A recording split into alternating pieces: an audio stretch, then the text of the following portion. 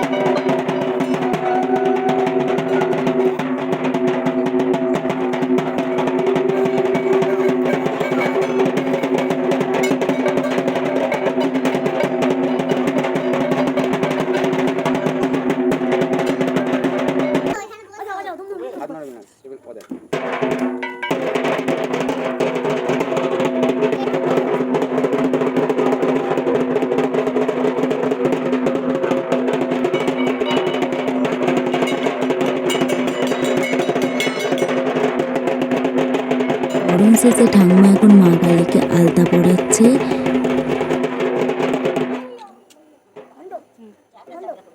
মায়ের আলতা পরানো শেষ করে এখন বাবার পায়ে আলতা পরাচ্ছে ঠাকুমা।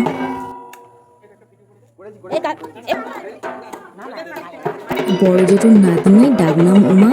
তো ওর পুজো দেখছে, ওর একটাই বক্তব্য, উমা দেখে শ্যামার পুজো। তো শ্যামা মায়ের পুজো দেখছে উমা একদম কুইটটি। এবছর মানে পুজোটা এনজয় করছে, ঢাক ঢোল এত মানুষজন আছে, ওর খুব ভালো লাগছে। এবার মাকে ঠাকুমা সিঁদুর পরে সন্দেশ মুখ করাবে, তারপরে যা আরও রিচুয়ালস আছে সেই রিচুয়ালসগুলো পালন করবে। তো মায়ের বরণের আগে যেগুলো বংশ পরম্পরায় যে রিচুয়ালসগুলো হয়ে আসছে সেইগুলো এখন ঠাকুমা করবে।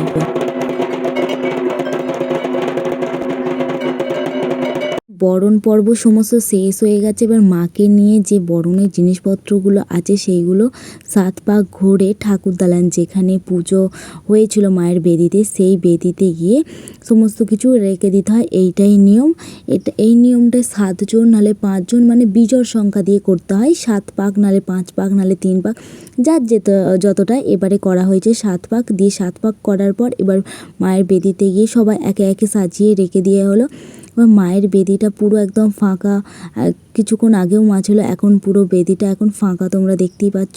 ঠাকুমা কানে কানে মাকে বলছে, মা এসো, ভালো করে যেও, পরের বছরের জন্য তোমার অপেক্ষায় থাকবো। বড় মা খাওয়াচ্ছে সন্দেশ।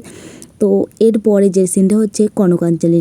মায়ের কনকাঞ্জলি দেওয়ার পর ঠাকুমা আর থাকবে না, ঠাকুমা চলে যাবে একদম ঠাকুর ঘরে। যতক্ষণ না আমরা আসবো ঠাকুমা ঠাকুর ঘরেই থাকবে। তারপরে রিক আর ভাই মিলে সোনার যে গহনাগুলো আছে মায়ের, সেই গহনাগুলো বাড়িতে খুলে রেখে যাওয়া হবে। মায়ের সোনার গহনা, মায়ের মধ্যে নথটা সোনার, টিপ সোনার, আর মুকুটটা যেটা ওটা রূপোর, সোনার জল ধারণও রূপোর, নূপুর, একটা রূপোর হার, সোনার জল ধারণও এইগুলোই আছে। এইগুলো খুলে নিয়ে বাকি যে জিনিসগুলো মানে যে সাজ সরঞ্জামগুলো আছে সেইগুলো একদম ঘাট অবধি যাবে, দিয়ে ওগুলো আবার ঘাটে খুলে নিয়ে যাবে। এগুলো খুলে খুলে ঠাকুমাকে দেওয়া হচ্ছে। এরপর রিক আর ভাই মিলে মাকে নিয়ে এবার ট্রাক্টরে বসানো হবে। আর এই বছর আমি জ্ঞান হওয়ার পর থেকে এটা দেখে আসছি অ্যাকচুয়ালি, যে মায়ের পুজো পর ভাসান করতে যাওয়া হয় ট্রাক্টরে করে। আমি অনেক ছোটোবেলা থেকেই ভাসান করতে এই রীতিটাই দেখে আসছি। তো আগেতে যখন কাকাদের ট্রাক্টর ছিল, কাকাদের ট্রাক্টরে যায়, এখন ট্রাক্টর ভাড়া করা হয়। বা আমার এবছর আমার জেঠুদের ট্রাক্টর নেওয়া হয়েছে, আমার জেঠুদের একটা ট্রাক্টর আছে। তো এবার ট্রাক্টরে মাকে তোলা হয়েছে। এবার একে একে সবাই ট্রাক্টরে বসতে শুরু করে দিয়েছে, সবাই বসে পড়েছে। এবারে ঢাক বাজাচ্ছে আমার ভাই, যে বাজায় সেই ঢাকিকে এবারে পায়নি বলে ভাই ঢাক বাজাচ্ছে। এবার মাকে নিয়ে আমরা চলে যাচ্ছি একদম বাজারের রাস্তা দিয়ে শুকরেতে। তো যখন আমরা বেরিয়েছিলাম, এবারে বেরোতে আমাদের অনেকটাই দেরি হয়ে গেছিলো, 9টা বেজে গেছিলো। রাস্তাটা কালী ঠাকুর মাইক্রি জয় এই স্লোগান দিতে দিতে পুরো সোমরা অবধি যাওয়া হয়। আর আসার সময় দু একবার বলা হয়, কিন্তু পুরো রাস্তাটা এরকম চিৎকার করতে করতে আমরা যাই বাজারের ওপর দিয়ে। তো আবার কাকিমা একটু, ছোটো কাকিমা একটু নাচতে ভালোবাসে, ছোটো কাকিমা এই একটু নাচবে। তো প্রত্যেক বছর এটা আমাদের হয়েই আসে, আমি জ্ঞান হওয়ার পর থেকে দেখে আসছি।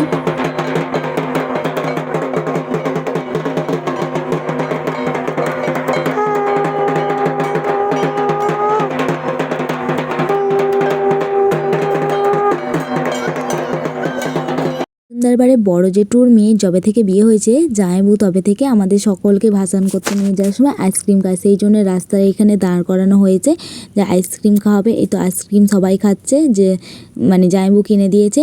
তো আইসক্রিম খেয়ে হাতটা ধুয়ে আবার আমরা বেরিয়ে পড়বো ভাসানে, স্লোগান দিতে দিতে। আমাদের যে স্লোগান আছে,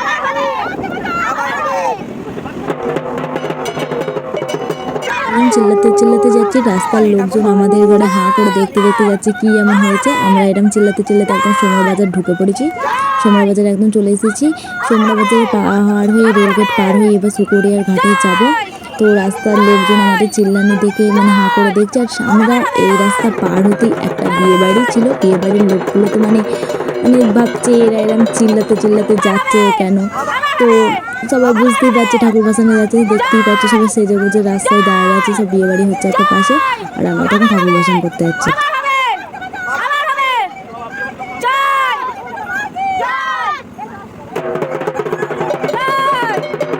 রিন মাকে বিসর্জন করতে এসে শ্মশানকালী মায়ের সাথে দেখা। তো এটা শ্মশানে নতুন 2-3 বছর হয়েছে, আর ওই দিকটায় শ্মশানে 2-3 জনা বসে আছে, দেখতেই পাচ্ছ। ওদিকে বসে আছে বলে ওদিকে যায়নি, ঘাটে নেমে পড়েছিলাম। ঘাটেতে এবার কাকা আর ভাই মিলে ঠাকুর আর ঘট নিয়ে আসছে। এবার ঠাকুরটাকে এখানে রাখা হবে, রেখে যে যার কাছ থেকে ঠাকুরটাকে সাজিয়েছিল সে এক এক করে তার গয়নাগুলো সমস্ত কিছু খুলে ফেলবে, দিয়ে রেখে দেবে। এই তো মাকে তো এই গয়নাগুলো দিয়ে বিসর্জন করা যায় না, তো সেই জন্য সমস্ত কিছু সেটা খুলে রেখে মায়ের যে সোলার মুকুটটা ছিল সেটা এবার পরিয়ে দিয়ে কাকা নিয়ে ঘাটে নামবে।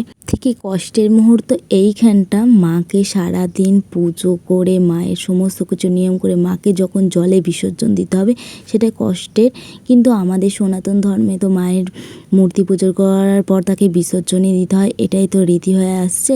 তো ভাই ঘরটা নিয়ে জলে নেমে পড়েছে, এবার কাকা ঠাকুর নিয়ে জলে নামবে, দিয়ে মাকে বিসর্জন দেওয়া হবে। এবার পরের বছর মায়ের জন্য আবার অপেক্ষা করে থাকতে হবে, কিছু করার নেই, এটা আমাদের সনাতন ধর্মের রীতি অনুযায়ী।